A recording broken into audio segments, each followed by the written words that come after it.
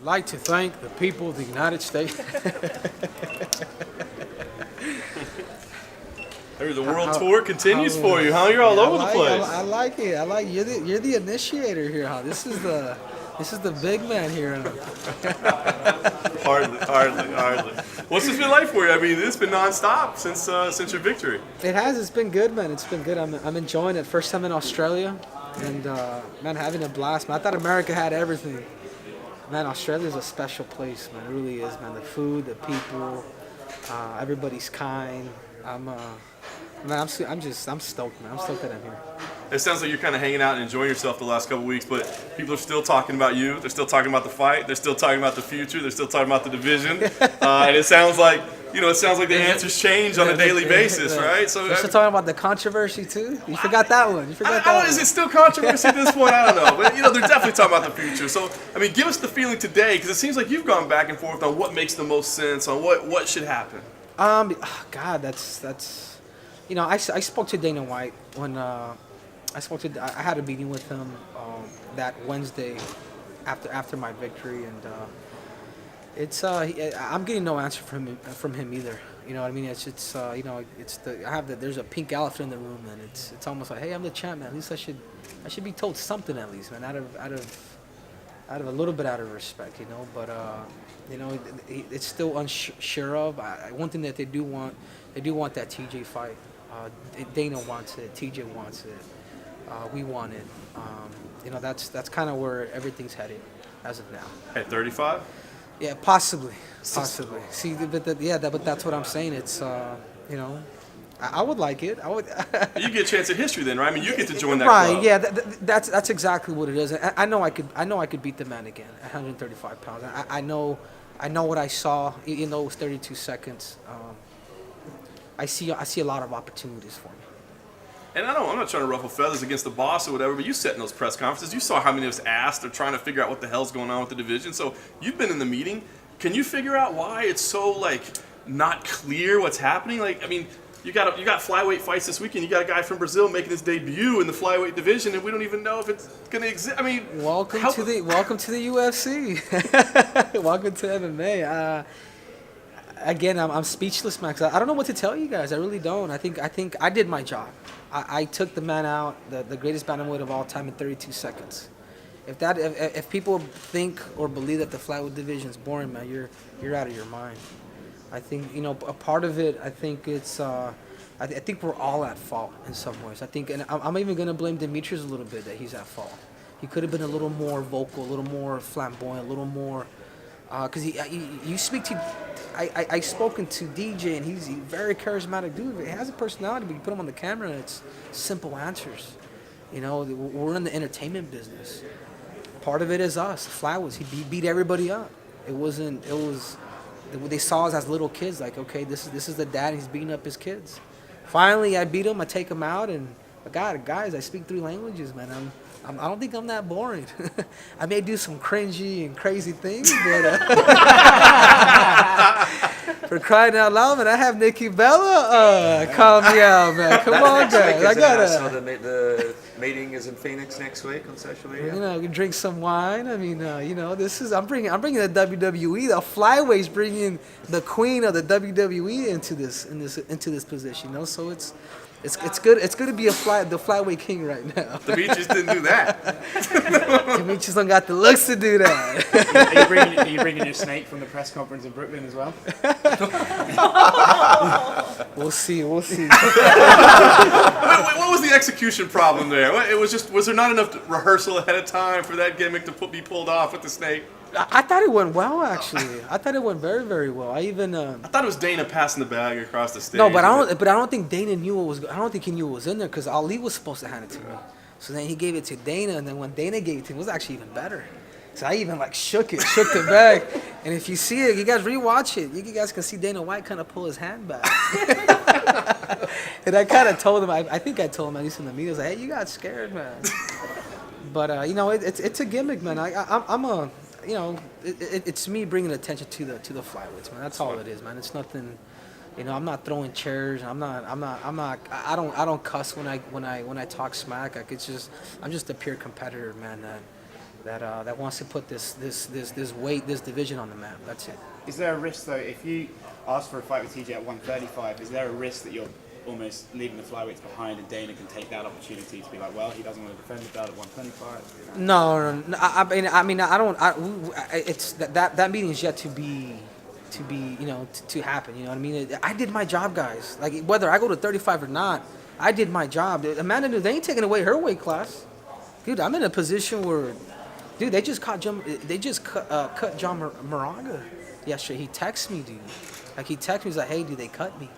And this dude's my brother. I grew up with him. We went to the same high school. Grew up with the same coaches. They're just like title contender. I mean, this guy was ranked. I don't know what in the world. I mean, it's unfortunate, but I felt like I did enough to save this division. You know, it's.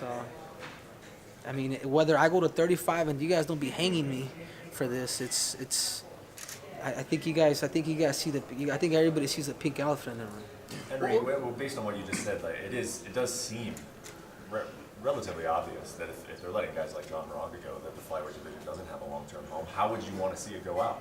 Does it go out? Is that a perfect way to end it? You knocking out the bantamweight champion? Is there another way for this division to end? Man, I don't know. You guys throw some ideas out here for me. Man. You guys are. Where's Ariel, man? I need him. I need the nose.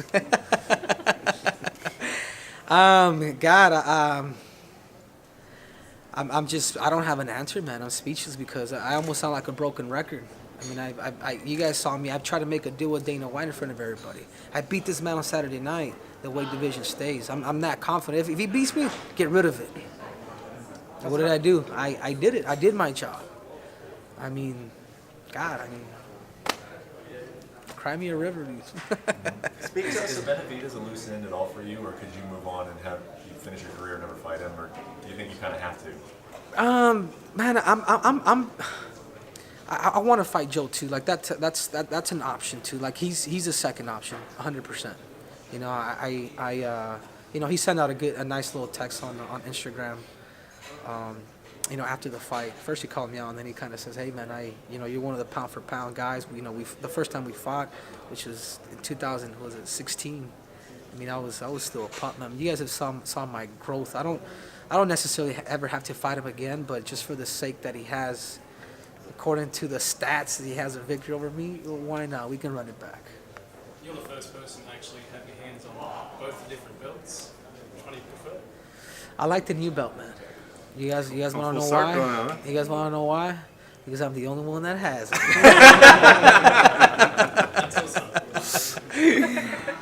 Just want to quickly ask you about Kai. You guys have a really good relationship, and obviously he's someone that can be a big star down here. Is he someone you'll be rooting for on the weekend and kind of pointing to Dana White, hey, look, this division has people that can draw all around the world, young guys like Kai coming up?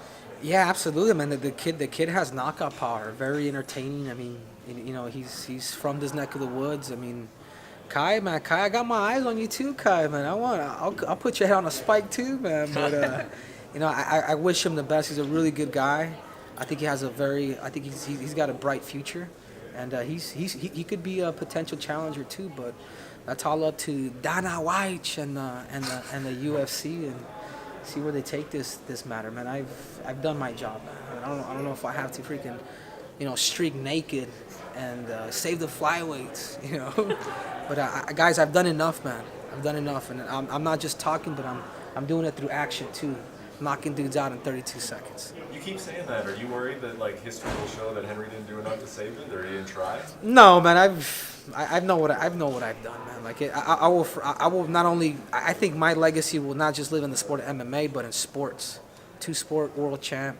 I mean, ain't nobody got those credentials until now, you know. So let the next person come up and do that, and then I'll be like, man, you're the greatest of all time. You're the greatest combat athlete of all time. But as of now, I'm kind of running with that title, man. Why? Because they have done two of the hardest things that anybody could ever do in sports, and two of the toughest sports in the world. What's it like for you having this dynamic where on one hand you're the champion, you've got all these hungry contenders who want to take that belt away from you, but at the same time those same guys are kind of looking up to you. There's almost a camaraderie, a sort of alliance. I feel like no champion's ever really had that before. Yeah, that's kind of how it feels. Like even my worst enemies were cheering for me. You know, like it was. It's pretty cool, man. It's pretty cool to You know, I was on the Ninja Warrior show in Japan about 11 years ago. This was back in 2008. And I remember doing the Ninja Warrior show, and it was a competition. But I remember everybody was so focused on having somebody finish the course that everybody was cheering each other on. And I thought it was the coolest thing because typically you're like, man, I hope that dude falls this, second round. But no, that's kind of how it felt like. Like everybody was kind of cheering me on for this fight, and it was like I told the people before, it was like my quinceañera, man. Brooklyn, the flyweight division, the headline. I mean, I think the only thing that was missing was for Dana White to say this division staying. How'd you do it? How'd you do in Ninja Warrior? Oh man, dude, I didn't survive. Man. I lasted about a minute, but I got paid. What advice would you give the rest of the flyweight division then moving forward? You guys go out there. You guys do your jobs, man. Continue to keep fighting, knock people out, draw attention, do what you have to do. You know, this is, and I tell people all the time that flyweight ain't dying, we're multiplying, man. So it's sooner or later something's gonna happen here in the UFC, or in another organization that's gonna give opportunity to all of us. Any special plans whilst you're in Australia? I'm gonna go to the 12. Was it the 12 disciples? 12 apostles. 12, yeah, 12 apostles. And which a lot of those actually betrayed Jesus, but we'll give them some credit. So I'm gonna go out there, check that out. Actually, my birthday's actually on Saturday, so February 9th is my birthday. So you guys do not forget to give me my birthday presents. So I'm just excited, man. I'm excited to be in Australia, man. Thank you guys so much. Thanks, Henry.